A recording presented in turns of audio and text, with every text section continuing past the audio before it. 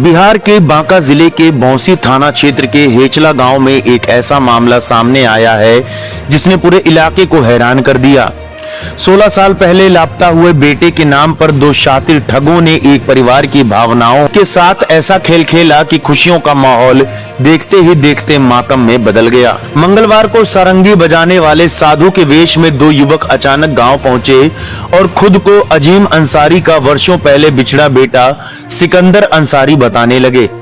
लंबे समय बाद बेटे के लौटने की खबर सुनते ही परिवार भावुक हो उठा। माँ बाप ने दोनों को गले लगा लिया। वहीं गांव में भी यह खबर तेजी से फैल गई। लोगों की आंखें नम हो गईं और पूरे गांव में खुशी का माहौल बन गया।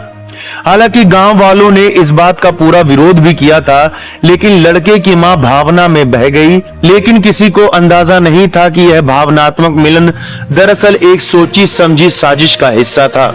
घर में जगह बनाने के बाद दोनों युवकों ने बीमारी, पैसों की जरूरत और अन्य बहाने बनाकर परिवार से धीरे धीरे मोटी रकम ऐंठनी शुरू कर दी। ठगों ने कहा कि यह पैसे अपने गुरु को देनी है, जिसके बाद वह मुझे छोड़ेंगे। पीड़ित परिवार के अनुसार ठगों ने 2 बार फोन पे के जरिए करीब 1,40,000 रुपए ट्रांसफर करवाए, जबकि लगभग 60,000 रुपए नकद भी लिए। परिवार को लगातार यह भरोसा दिलाया जाता रहा कि उनका बेटा वर्षों बाद वापस लौटा है और सब कुछ ठीक हो जाएगा। इसी भरोसे में परिवार ने बिना किसी जांच पड़ताल के ठगों पर आंख मूंद कर विश्वास कर लिया। ठगी की कहानी यही नहीं खत्म हुई। रविवार सुबह मौका मिलते ही दोनों युवक घर से बाइक और नकदी लेकर फरार हो गए। जब तक परिवार को सच्चाई का एहसास हुआ तब तक बहुत देर हो चुकी थी। घटना के बाद परिवार सदमे में है।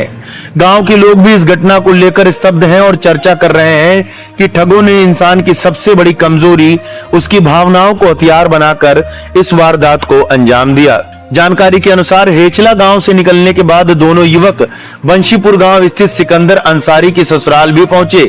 वहां उन्होंने सिकंदर की पत्नी रोशनी खातून से मिलने की कोशिश की, लेकिन रोशनी खातून ने उन्हें देखते ही साफ कह दिया कि वे उसके पति नहीं हैं।